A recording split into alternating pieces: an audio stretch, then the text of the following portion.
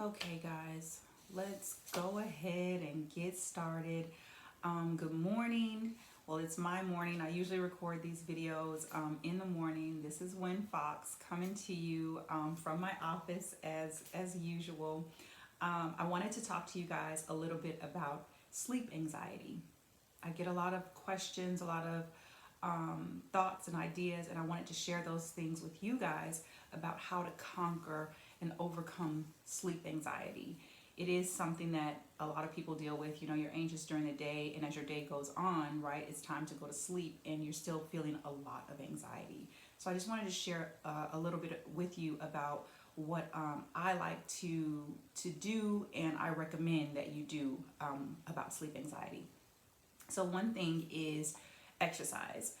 Before you start freaking out about just hearing the word exercise, I want you to think a little bit about different types of exercise. So it's not just going to the gym, walking in, looking at those intimidating machines and running on the treadmill and things like that. It's the things that you can do around your home. And we all know with the pandemic that's happening right now, it's sometimes hard to get into the gym, as well as, having lots of people. You have to make appointments and things like that. But I'm talking about walking your dog. I'm talking about going to your mailbox, things like that. Just taking a walk around the block. It's something you can do alone. You don't have to be around other people and things like that. And if you want to bring a friend along, you can call a friend, right? You can have your friend, on your AirPods. You can listen, to a podcast. You can do something, during that time that you are out exercising.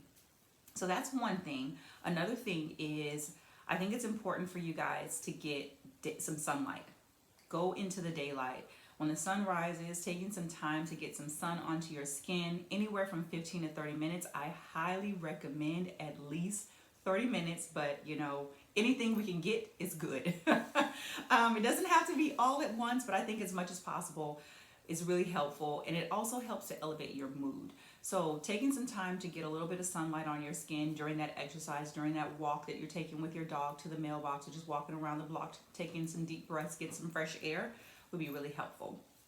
Another thing is going to be food choices. Yes, it's not about dieting. We're not talking about that, but we are talking about what you put into your body is how your body will process it, and that's what it puts out into the world. So if you're eating a cheeseburger, if you're eating, all those French fries, if you're eating that bag of chips, that's what's going to come out, and you're not going to be as energized or have as much the ability to just be able to kind of deal with the world when you have all that processed food in your body. But like I said, I'm not talking about like a strict diet or anything like that, but be mindful, take in some water, make sure you hydrate.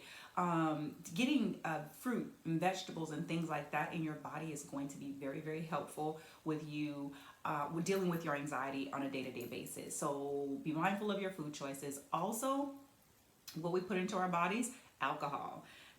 I'm not saying don't drink alcohol. Please don't misunderstand. Oh, Wynn said that I'm not supposed to have any alcohol. That is not the truth.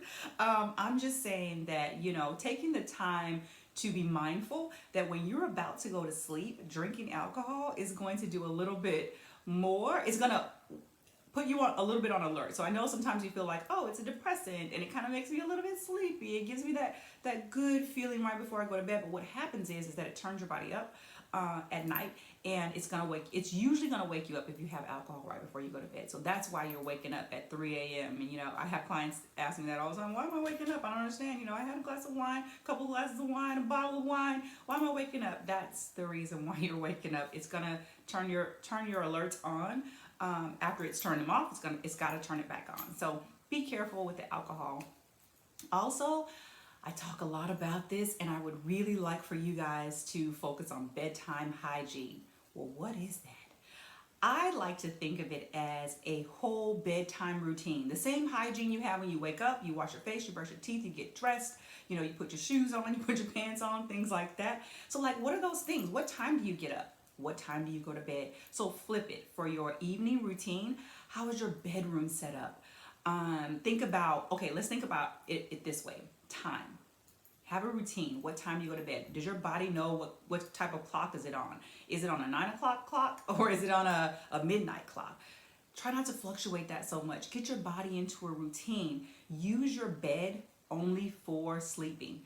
Try not to do other things in your bed all the time. I know with this pandemic, we're all trying to find different workspaces, but we really want to focus on using our bed for sleep.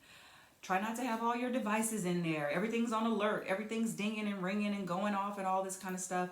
Your body gets confused. Your mind gets confused about what is this space for. It's not a workspace, guys. It's a space for you to sleep. So make it that way. Use this time right before bed for meditation and for calm, whatever that looks like for you. If that's sipping on some tea, if that's reading, use it for a quiet time in a quiet space. So try to focus a little bit on those kind of things. Also, think about temperature. Think about the temperature of your space. Sometimes for some of us, when we go to sleep, we need a certain temperature. But when we're asleep, we need a different temperature. So right before you go to sleep, and once you're into a deeper sleep, the temperature in your room may need to change. So consider that.